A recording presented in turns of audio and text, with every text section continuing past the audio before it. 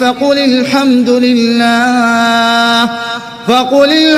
لله الذي نجانا من القوم الظالمين وقل رب أنزلني منزلا مباركا وأنت خير المنزلين إن في ذلك لآيات وإن كنا لمبتلين.